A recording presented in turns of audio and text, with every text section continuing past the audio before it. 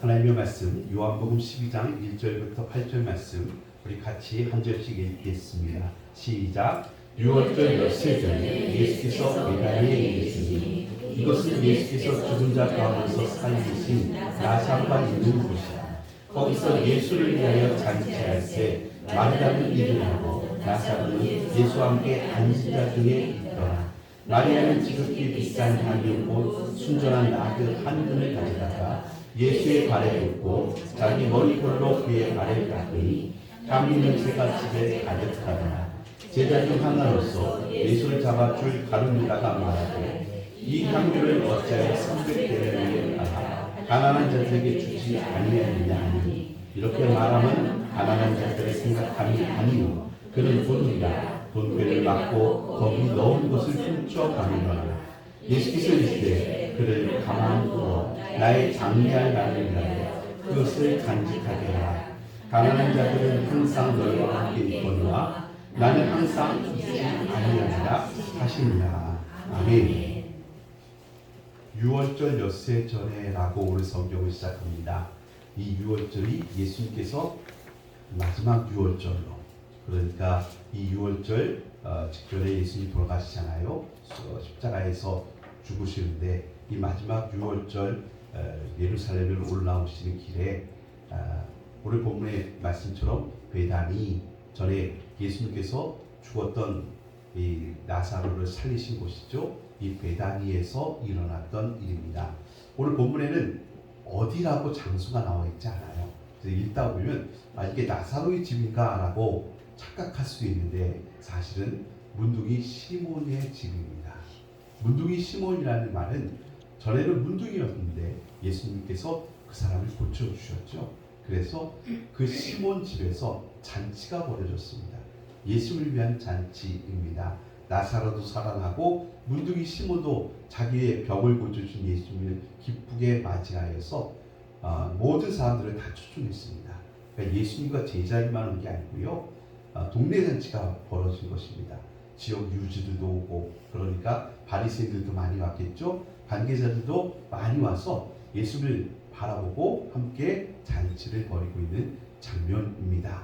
그런데 그때 나사로의 누이였던 마리아가 향유를 가져다가 예수님 발에 붓고 자기 머리털로 닦는 이 사건이 벌어졌습니다. 이 일에 대해서 예수님은 그녀를 가만두거라 이렇게 말씀하십니다. 그리고 그 의미를 설명해 주십니다. 그 의미가 7절에 나와 있습니다. 우리 본문의 7절이었습니다. 7절 말씀 중요한 말씀이기 때문에 한 번 더 읽도록 하겠습니다. 요한복음 12장 7절 말씀을 의미합니다. 같이 읽겠습니다. 시작. 예수께서 이르시되 그를 가만히 두어 나의 장례할 날을 위하여 그것을 간직하게 하라. 아멘. 이 여인이 예수님께 향유를 부은 것은 어떤 이유와 어떤 목적, 어떤 의미를 가지냐면 예수님의 장례할 날을 위하여 예수님의 죽으심을 기념하는 그것이었다는 겁니다. 그러니까 이 말씀을 읽으면서 그녀의 헌신이라고 포커스를 맞춰 두셔서 큰 돈 300데나리온은 1년 연봉이거든요. 노동자의 1년 연봉이니까 이렇게 큰 돈을 들여서 예수님을 위하여 드렸어. 이것도 중요한 의미가 되지만 그건 중요한 순서에서 아래 부분에 있는 내용이고요. 더 중요한 최고의 목적은 예수님의 장례를 준비하는 향유 옥합을 드린 여인이었다. 이렇게 말씀을 드리겠습니다. 예수님의 죽음을 준비하는 이 장면 속에서 이 여인이 향유 옥합, 즉 기름을 부어드린 이 장면을 우리는 시편 23편 말씀 속에서 오마주할 수 있습니다. 마주 바라볼 수가 있습니다. 마치 시편 23편을 지은 다윗이 오늘 말씀의 장면을 떠올리듯이 23편을 기록해놨다는 것입니다. 그 중에서 제가 주보에 기록된 것은 시편 23편 4절과 5절 말씀입니다. 내가 사망의 음침한 골짜기를 다닐지라도 해를 두려워하지 않을 것은 주께서 나와 함께 하심이라. 주의 지팡이와 막대기가 나를 안위하시나이다. 예수님께서 이 땅에 육신을 입고 내려오셔서 죄와 마귀가 세상에 자칭 임금되어져서 죄가 관영한 이곳에 오신 것이 사망의 음침한 골짜기 같은 곳이죠.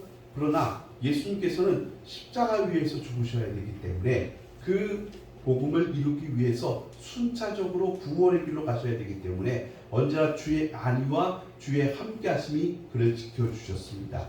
그리고 오늘 말씀처럼 5절 주께서 내 원수의 목전에서 내게 상을 차려주시고, 여기서 상차림이 나왔습니다. 여기서 말하는 상차림은 잔치상을 말합니다. 잔치상, 여러분 상장 받았다 할 때 그 상장이 아니고요, 잔치상을 받다 할 때 그 상이에요. 주께서 내 원수, 예수님께서 가시는 길이 지금 어디요? 장례를 향하여서, 십자가를 향해서 가고 있었죠. 그런데 대다수의 사람들이 십자가를 반대하고 예수님의 죽음에 대해서 반대했습니다. 그러니까 예수님께서 가시고자 하는 십자가 길에 반대하는 사람들이 하나님의 뜻에 어긋난 분들이기 때문에 원수입니다. 실제로 이 말씀처럼 오늘 직접적으로 예수님의 십자가를 반대하고 예수님을 팔아넘긴 사람이 가룟 유다이거든요. 그래서 가룟 유다가 여기서부터 예수님을 죽이려고 하는 마음을 먹습니다. 예수님을 팔고자 하는 마음을 먹게 된다는 것입니다. 우리가 요한복음 12장 8절까지 읽었는데요. 그 아래 9절 보시면 예수님을 죽이고자 공모하는 바리새인과 제사장들과 이런 사람들의 모임이 시작된다는 것을 확인할 수가 있습니다. 그러니까 오늘 잔치상은 예수님 고맙습니다. 내 문둥병 고쳐주셔서 고맙습니다. 예수님 고맙습니다. 내가 죽었는데 살려주셔서 고맙습니다. 이런 잔치상인데요. 그 잔치상 한복판에 원수들이 있었다는 것입니다. 가룟 유다 같은 분이, 그리고 예수님을 죽이려고 공모하는 분들이 있었다는 것입니다.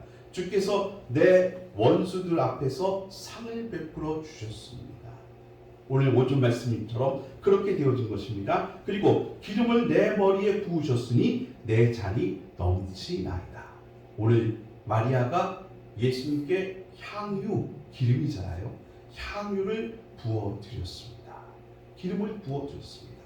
여러분, 기름을 붓는 행위는 우리가 배웠듯이 왕, 제사장, 선지자를 세울 때 기름을 붓습니다. 다윗이 왕으로 부름을 받을 때 선지자 사무엘이 가서 기름을 붓잖아요. 그리고 선지자도 세워질 때, 그리고 제사장이 세워질 때도 기름을 붓습니다. 또 있습니다. 어떤 의미냐면 손님을 모실 때도 기름을 부었습니다. 또 있습니다. 중요한 일을 처리할 때도 그 대사를 앞두고 기름을 부었습니다. 마지막 중요한 의미입니다. 시신에도 기름을 붓습니다. 그 시신이 대표적인 게 니고데모가 예수님 돌아가시고 그 시신을 거두어서 드렸던 모략이라는 기름이 있습니다. 모략. 여러분, 모략하면 어떤 장면이 떠오르시나요? 예수님께서 아기 예수 이 땅에 오셨을 때 동방박사들이 세 가지 예물을 드렸죠. 황금, 유황, 모략. 여러분, 참 재밌는 사실은요, 흥미로운 사실은 아기가 태어났잖아요. 근데 뭘 드렸다고요? 황금, 필요하죠. 유향, 아무튼 좋은 것 같습니다. 세 번째 드렸던 게 모략입니다. 모략이 뭐라고요? 시신에 바르는 기름이었습니다. 근데 이걸 드렸어요. 여러분, 이 선물, 세 가지 선물은 의미가 있는 거예요. 예수님의 죽으심, 이 땅에 오신 목적이 예수님의 장례를 위해서 오셨거든요. 죽으심을 위해서 오셨거든요. 그래서 아기 예수께 드렸던 예물이 이렇게 준비가 되어지는 거예요. 자, 죽는 자에게, 죽은 시신에게 기름을 부어 주신 것처럼 예수님이 이제 장례를 위하여 나아가는 중에 마리아가 예수님께 향유를 부어드립니다. 기름을 부어드리는 거죠. 그래서 예수님께서 그 모습 바라보시면서 내 죽음을 기념하라고 말씀하십니다. 이제 너희들이 어딜 가든지 복음이 전달되어지는, 전해지는 곳곳마다 오늘 그녀가, 이 여자가 행한 일을 기념할지니라. 이게 다른 복음서에 나온 말씀이거든요. 그녀가 행한 일이 무엇이었습니까? 포커스를 헌신에 맞추지 마시고 포커스를 어디에 맞추라고요? 그녀가 행한 일, 예수님의 죽음을 기념한 일, 예수님의 죽음에 동참한 일, 이것을 기념하라고 말씀하고 있다는 것입니다. 금요 예배 때 제가 우스갯소리로 하나 했습니다. 요즘에 제가 알게 된 거, 아내와 남편에 대한 뜻을 알게 됐습니다. 예, 아내가 무슨 뜻인지 아시죠? 아내 무슨 뜻인지 아냐면 이런 뜻입니다. 아내라고 이름이 붙여진 이유는 남편이 아내가 부르면 네 하고 달려가야 됩니다. 그래서 아내입니다. 남편, 왜 남자를 향해서 남편이라고 부르는지 아십니까? 전에는 남이었는데 이제 편먹기로 작정한 사람이에요. 이제 그래서 남편이 되었습니다. 한 편이 되었습니다. 내 편이 되었습니다. 여러분, 우리가 주님을 신랑 삼고 우리가 주의 신부 되었거든요. 그런데 전에는 우리가 남이었습니다. 왜요? 우리가 그만 세상이 좋아졌습니다. 죄가 좋아졌습니다. 하나님과 떨어진 신부이지만 음탕한 고멜과 같이 다른 남자에게 간 사람이었습니다. 그런데 이제부터는 남편이 되었습니다. 한 편이 되었습니다. 이게 우리에게 주신 은혜거든요. 그런데 안타깝게도 처음부터 사람들은 하나님과 한 편 먹기를 거절했습니다. 하나님과 한 편 먹으려면 어떻게 됩니까? 물론 사랑해야죠. 그 사랑 안에는 순종이 있습니다. 에베소서 말씀을 보니까 아내들이여 어떻게 하랍니까? 사랑하라, 복종하라. 사랑하라는 말을 복종하라는 말로 써놨어요. 그래서 페미니스트들이 싫어하는 거예요. 아니, 남성과 여성이 평등한데 왜 여자에게만 복종을 얘기하느냐? 여러분, 이 말은 남자와 여자를 향한 페미니스트들이 주장하는 그런 내용을 말씀하신 것이 아니라 그리스도와 교회에 관해서, 그리스도와 성도에 관해서 말씀하신 거잖아요. 그렇죠? 그러니까 원래 뜻을 알면 그분들이 흥분할 이유가 없어요. 지금 아내들인 우리, 성도가 아내거든요. 성도인 우리들 향하여 남편 누구예요? 예수 그리스도. 예수 그리스도를 사랑한다는 게 무슨 뜻이냐? 순종, 복종, 그 말씀이라는 거예요. 순종, 복종이 뭡니까? 말씀을 따라가는 거예요. 하나님의 말씀, 주님의 말씀을 목숨처럼 여기서 순종하는 거예요. 근데 이 땅에 첫 번째 사람이 만들어질 때 첫 번째 여자가 하나님의 명령, 말씀을 받았습니다. 이 선악을 알게 하는 실과를 먹지 말라. 이걸 먹으면 정령 죽으리라는 명령, 말씀을 받았습니다. 근데 그 첫 번째 여자가 하나님과 한편 되었던 이 여자가 그만 하나님의 말씀에 불순종을 하게 됩니다. 불순종하고 뱀과 한편이 됩니다. 그렇죠? 뱀의 말을 따라가니까 뱀과 한편이 되어집니다. 그래서 선악과를 따먹은 이들에게 내려진 심판이 뭐냐면 여자와 뱀이 원수가 되게 하는 것입니다. 창세기 3장 15절 말씀이죠. 여자와 뱀이 원수가 되는 것. 그게 원래 회복입니다. 하나님과 우리가 한 편이지 우리와 뱀이, 우리와 죄가, 우리와 세상이 한 편이 아니란 말입니다.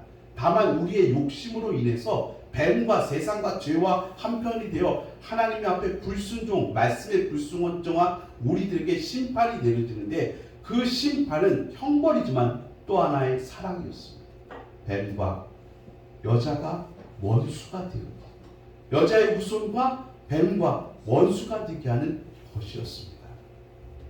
그런데 이 인간들이 끝까지 순종을 거절해요.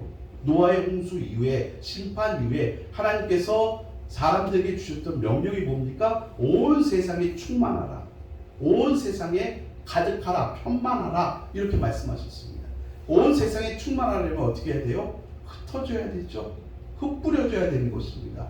그런데 시나이 평지에 모였던 사람들이 바벨 성과 탑을 쌓기 시작합니다. 그 목적과 의도가 무엇이었습니까? 우리의 이름을 내자는 첫 번째 의도가 있었고요. 두 번째 이유가 있었습니다. 흩어짐을 면하자. 그게 목적이었습니다. 왜 바벨 성을 만들고 왜 바벨 탑을 쌓느냐고요? 하나님의 말씀 앞에 불순종하고 정면으로 대항하기 위해서요. 흩어짐을 면하게 하기 위해서요.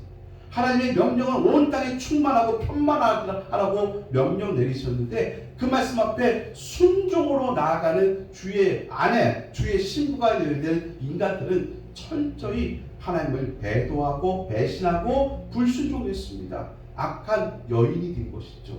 그래서 계속 불순종의 모습을 보여줬던 것입니다. 그게 요한계시록 바벨론까지 이어지는 말씀이에요. 그런데 그 가운데 놀랍게 오늘 마리아라는 여인이 대표 모델이 되어져서 우리에게 순종하는 거룩한 모습을 보여줍니다. 주의 말씀이 뭐예요? 내가 십자가로 가겠다는 겁니다. 내가 죽으러 가겠다는 것입니다.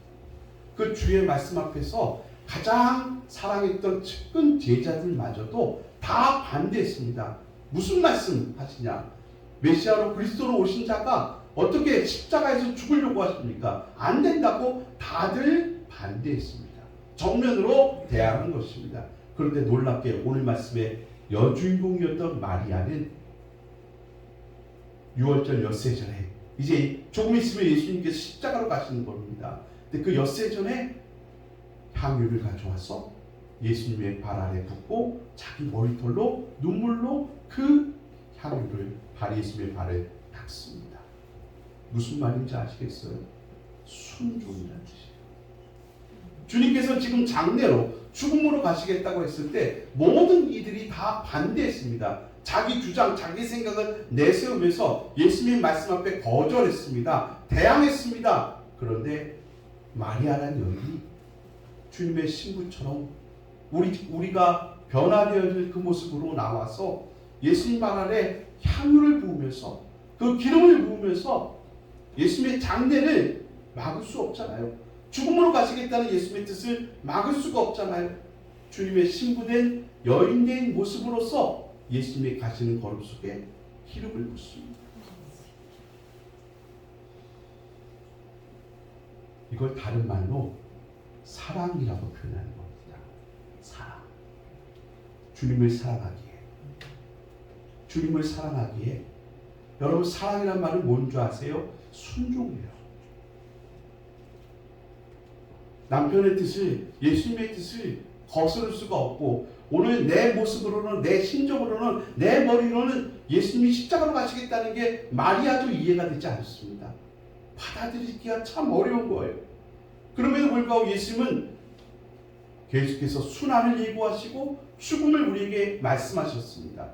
다들 반대할 때 이 여인만큼은 눈물로 그 걸음을 함께 가길 원했던 것입니다.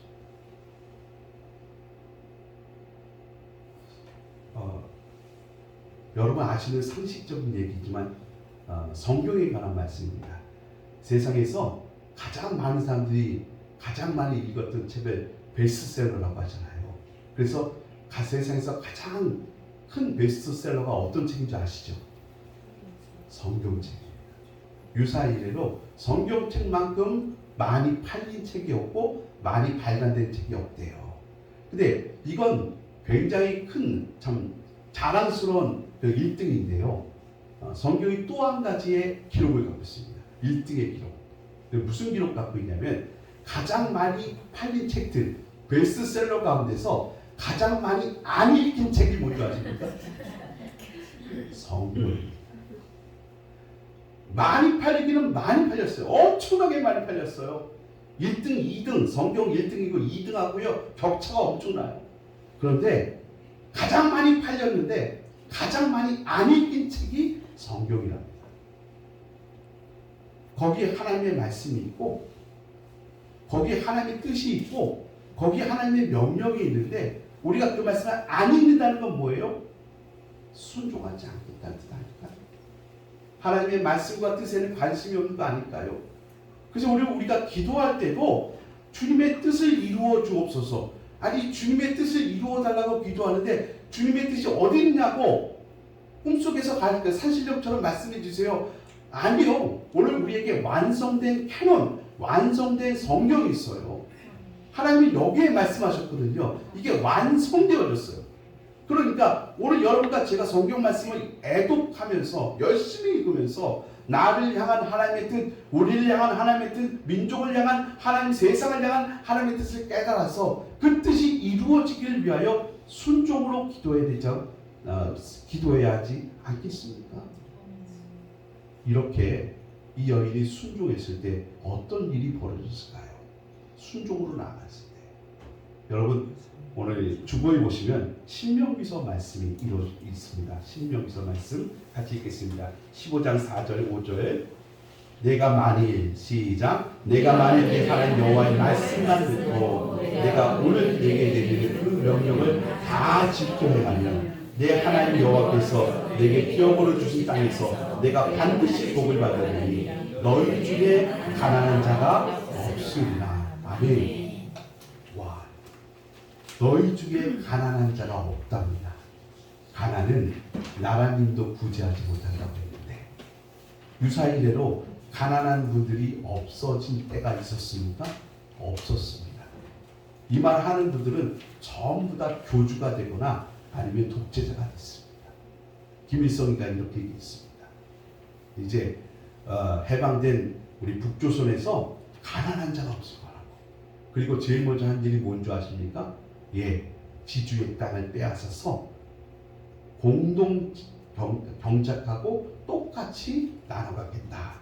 그러면 가난한 자가 없어진다. 그게 사회주의 공산주의 원리였습니다. 그런데 그렇게 실시했는데 북한에 가난한 사람이 있을까요? 없을까요? 네, 모르면 제가 작다 보내드릴까요? 북한의 가난한 자 계급 차별 엄청납니다. 아시는 거죠. 노동장의 그 고급 관리들은 정말 잘 먹고 잘 사는데 대부분의 사람들, 인민이라고 그러죠. 그분들은 참 어려운 올해 겨울인 것 같습니다. 가난한 자가 유사 이래로 지금까지 없어 본 적이 없었어요. 그런데 딱 한 번 성경이 이 말씀을 기록해 놨습니다. 언제요? 사도행 전에 가난한 자가 없어졌다는 말씀이 나옵니다. 여러분 그 아래 말씀이죠. 사도행전 4장 32절, 33절, 34절. 믿는 무리가 한 마음과 한 뜻이 되어 서로 모든 물건을 서로 통용하고 자기 재물을 조금이라도 자기 것이라 하는 이가 하나도 없더나 사도들이 큰 권능으로 주 예수의 부활을 증언하니 무리가 큰 은혜를 받아 34절 같이 있습니다. 시작. 그 중에 가난한 사람이 없으니 이는 밭과 지는 자가 팔아 그 판 것의 값을 가져다가 사도들의 발 앞에 두매 그들이 각 사람의 필요를 따라 나누어 줍니다. 아멘. 초대교회 때 가난한 자가 없었다라고 성경이 하고 있습니다. 초대교회 때. 여러분 가난이라는 것을 다시 한번 정의 내려봅시다. 가난이 뭡니까? 물질 돈 없는 것 가난이라고 하죠? 맞습니다. 물질 돈 없는 게 가난입니다. 그럼 성경도 여기서 말씀하신 가난이 물질 돈 없는 것으로 똑같이 말씀하실까요? 그럼 이런 말을 어떻게 들어보셨어요? 믿음의 부요한 자가 되자. 믿음의 가난한 자가 있고 믿음의 부요한 자가 있다는 거죠? 믿음의 부요한 자가 되는 거지 믿음의 가난한 자가 믿음이 부족하거나 작은 자를 말하는 거겠죠? 여기도 가난이 쓰여집니다. 자, 그러면 가난이 뭐고 부요가 뭘까요? 우리가 신명기서 말씀을 읽었어요. 신명기서 말씀을 다시 한번 주목하여 보세요. 15장 4절 말씀 같이 읽겠습니다. 내가 시작. 내가 만일 내 하나님 여호와의 말씀만 듣고 오늘 내가 내리는 그 명령을 다 지켜 행하면 그때 가난한 자가 없어진답니다. 그러니까 장사를 잘하거나 농사를 잘 지면 가난한 자가 없어진다 이 뜻 아니죠? 뭐예요? 하나님의 명령과 말씀을 잘 지켜 행하면 너희 가운데 가난한 자가 없다고 얘기하는 거예요. 그러니까 이건 돈 물질의 얘기가 아니라 믿음의 얘기예요. 하나님과의 관계성의 얘기예요. 그럼 초대교회 당시에 가난한 자가 없어졌던 이유가 있었습니다. 어떻게 해요? 그 중에 어떤 분이 하나님의 말씀을 온전히 지켰다는 거예요. 그 중에 어떤 분이 하나님의 말씀과 계명을 하나도 빠짐없이 철저히 지켰다는 뜻이에요. 누구예요? 예수 그리스도이죠. 예수 그리스도로 말미암아 교회가 시작되어지는 거거든요. 이걸 오늘 우리에게 모델로 주신 거예요. 물론 초대교회에 잠깐 이렇게 일이 있다는 거예요. 이 말은 뭐냐면 천국을 모형으로 맛보기로 보여주는 거예요. 그러니 우리가 지금 초대교회로 돌아가자는 얘기는 뭐예요? 초대교회로 돌아가자는 얘기는 어떤 신앙촌의 모습처럼 우리도 집과 직장, 재산 다 팔아서 우리끼리 촌을 이루고 동네를 이루자 요건요 잘못된 부족한 가난한 해석이에요. 그게 아니라 오늘 우리 가운데 하나님의 말씀을 온전히 이루시고 계명을 이루신 예수님을 믿고 따라가는 마리아의 모습 속에서 답을 찾을 수가 있어요. 마리아가 어떻게 했습니까? 예수님께 기름을 부었습니다. 그리고 그녀의 긴 머리를 이용해서 발을 닦았습니다. 고린도서를 보니 여인에게 가장 아름답고 영광스러운 곳이 어디냐면 긴 머리카락이라고 말씀하세요. 그런데 그녀의 긴 머리카락을 가지고서 예수님의 신체 가운데 발, 예수님이 이런 말씀하셨죠?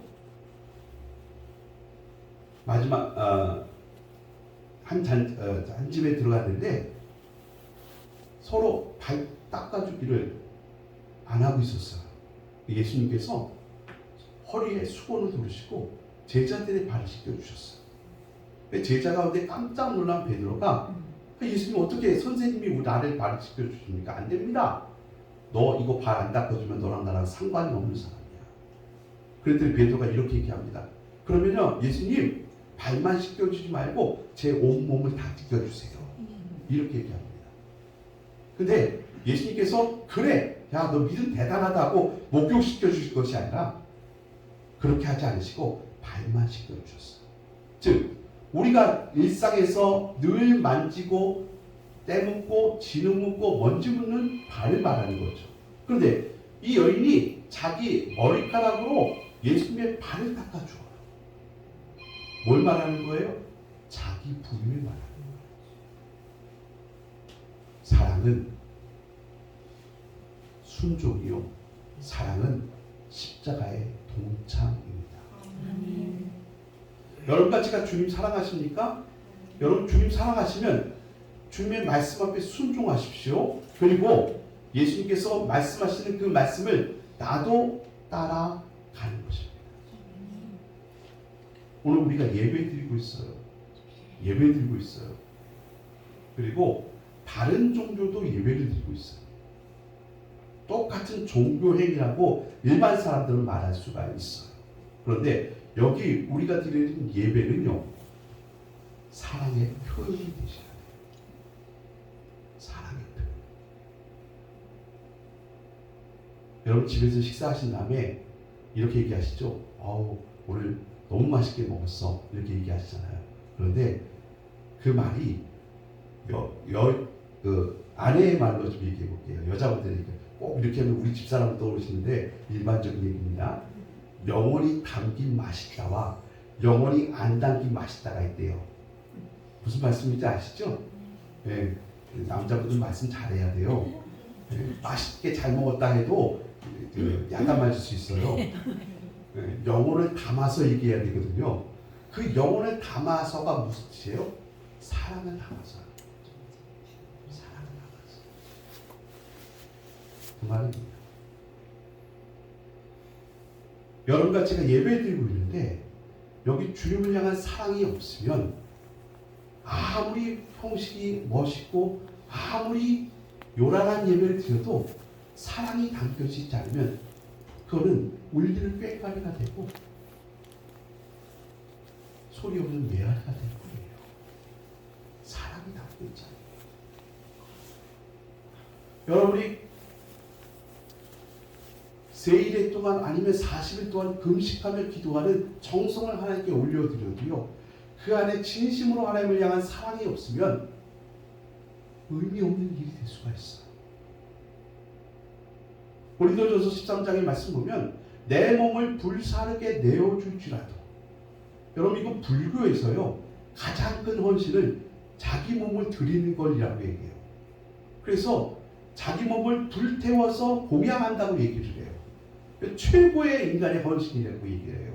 그런데 성경은 너희가 자기 몸을 불사르게 내어줄지라도 하나님을 향한 사랑이 담겨져 있지 아니하면 아무것도 아니래요. 오늘 마리아가 예수님께 향유 옥합을 끼워서 드렸어요. 지켜본 사람이 있었어요. 가룟 유다. 이 사람만 뭐라고 하지 마시고요. 거기에 있는 모든 사람들이 그 말에 동의했으니까 잘 보자고요. 뭐라고 했습니까? 야, 이 비싼 걸 차라리 가난한 자들에게 이 팔아서 이 값을 300데나리온으로 그들을 배부르게 해주면, 그들에게 구제하면 더 좋은 거 아니야 라고 얘기했습니다. 자, 그거 나쁜 겁니까? 좋은 겁니까? 우리도 구제연금 하잖아요. 우리 교회도 구제연금 합니다. 여러분 1년에 연봉을 구제연금으로 드릴 수 있다면 그분 믿음 대단한 겁니까? 보잘것없는 겁니까? 엄청난 믿음이죠. 나쁜 게 아니에요. 그런데 지금 가룟유다가 한 얘기에 대해서 예수님께 동의해 주지 않으세요. 왜요? 그 안에 뭐가 안 담겨져서? 사랑이 안 담겨졌어. 가난한 자들 구제하는 거, 300데나리온을 차라리 가난한 자들에게 주어서 구제하면 얼마나 좋아요. 그거 틀렸다는 말이 아니에요. 좋은 말이에요. 하지만 가룟유다 마음에 진실로 그 가난한 자를 사랑하고 있습니까? 진실로 그 가난한 자들을 마음에 두고 있습니까? 진심입니까? 마음이 안 담겼어. 사랑이 안 담겼어. 그래서 도적이라고 하신 거예요. 여러분, 우리가 주님의 말씀을 마음에 담아봅시다. 원수까지도 사랑하라고 하셨잖아요. 그래서 우리가 입술로는 그분들 위해서 기도할 수가 있어요. 입술로는 사랑한다고 말할 수 있어요. 진심으로 사랑이 담겨져 있지 아니하면 의미가 없어요. 도적이 되는 거예요.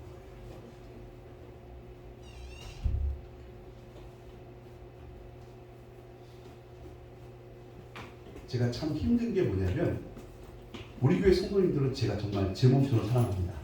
예수님의 말씀처럼 그렇게 사랑합니다. 왜? 우리는 다 이렇게 연결되어 있잖아요. 인간관계도. 여기도 있고, 저랑 뭐 한솥밥 먹은 지가 벌써 10년, 20년 되신 분들도 계시니까 사랑합니다. 그런데 이분들 사랑하기가 정말 어려워요. 어떤 분이냐면 우리 노예 목사님들, 우리 시흥시에 계신 다른 교회 목사님들 사랑하기가 쉽지 않아요. 제가 연합회 가서 노예 가서 참 열심히 일합니다. 봉사도 정말 누구 못지않게 섬김도 잘하고 있습니다만 그게 사랑이 담겨져 있지 않으면 안 되는 거거든요. 사랑이 담겨져 있지 않으면 정치가 됩니다. 제가 노예 가서 충성하면요, 그분들이 저를 예뻐하셔가지고 잘 보셔서 제가 나중에 노회장이 될 수가 있습니다. 정치가 되고, 정말 노예를 사랑하고 노예에 있는 분들을 제가 사랑하여 섬기는 것과 내가 사랑이 아니라 다른 의도와 목적으로 하시면 아무리 가서 충성을 하고 사랑과 헌신을 해도 의미가 없어. 진짜 사랑이 있으셔야 돼요. 예수님께서 하나님의 명령에 순종해서 이 땅에 육신을 입고 오셨어요. 그런데 놀랍게도 예수님이 우리를 사랑하신대요. 그 사랑으로 기쁜 마음으로 십자가로 가신대요. 예수님이 정말 우리를 사랑하셨기 때문에 그 사랑이 오늘 우리에게 아름다운 빛남이 되는 거예요. 주님이 우리를 사랑하신 것 같이 오늘 우리에게 주신 명령, 새 계명을 너희에게 주노니 서로 사랑하라. 뭘 하든지 사랑이 되셔야 된다는 거예요. 사랑이 바탕이 되셔야 되고 사랑의 표현이 되셔야 한다는 거예요. 저도 결혼생활 꽤 오래다 보니까요, 어느 날은 어느 분의 말씀처럼 의리로 살 때가 있어요. 그렇죠? 어느 날은 고운종보다 미운종으로 살 때가 있어요. 여러분, 그런데 항상 점검하세요. 의리라고 표현해도 좋고 미운종이라고 표현해도 좋아요. 그게 사랑이어야 해요. 사랑. 저는 여러분께서 우리 교회와 저를 선택해서 함께 신앙생활하는 이유가 뭘까요? 여기 다른 이유 없잖아요. 네? 여기 모인 사람들을 이용해서 내 사업을 유익을 위해서, 인간관계의 유익을 위해서 그런 거 아니시죠? 예, 최소한 우리 교회는 아닌 것 같아요. 만약에 그런 목적이 있다면 우리 동네 큰 교회 얼마든지 있어요. 여기 오신 이유가 뭐라고요? 하나님 사랑하고 주님의 몸된 교회를 사랑하셨어요. 사랑입니다. 그 사랑이 흐려지지 않기를 원합니다. 예수님께서 이 여인이 행한 일을 복음이 전하는 곳곳마다 꼭 기념하고 전달하라고 말씀하셨습니다. 왜요? 그녀가 행한 일이 니꼬로 복음이었습니다. 니꼬로 복음이었습니다. 니꼬로 사랑이었습니다. 주님께서 우리에게 행하신 그 사랑이었고, 예수님께서 우리를 향한 그 복음의 십자가의 복음이 바로 그녀가 행한 일과 똑같았기 때문입니다.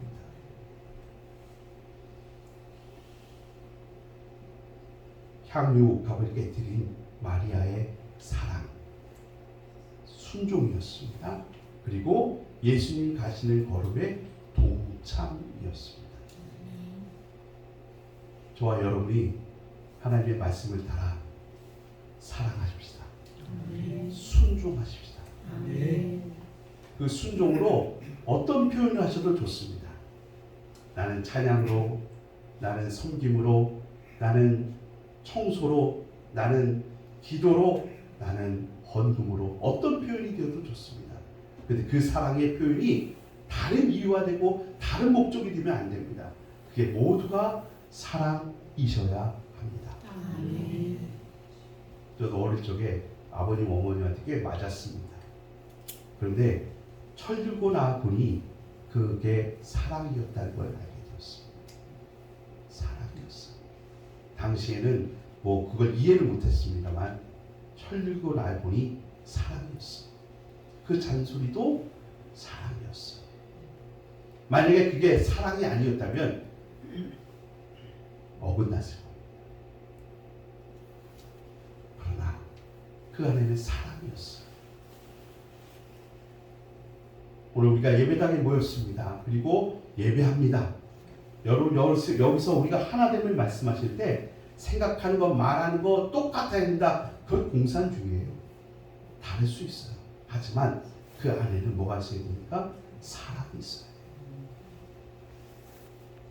순종이 있어야 돼요. 나보다 남을 낮게 여김이 있어야 돼요. 그리고 주님과 함께 동참하심이 있어야 돼요. 그 여인이 자기의 머리카락으로 예수님의 발을 씻겼습니다. 자기의 가장 영광스러운 부분을 부인하고 그걸 내어주었다는 뜻입니다. 예수님께서 그녀가 행한 일들이 바로 복음이다라고 설명해 주세요. 오늘 우리가 그 말씀을 가슴에 품었다면 우리 또한 모든 일들을 주 안에서 행하고 이 땅 가운데 행하는 모든 일들이 사랑이시기를 바라고, 그 사랑의 표현이 순종이 되고 거룩한 동참이 되시기를 주의 이름으로 축원해 드리겠습니다.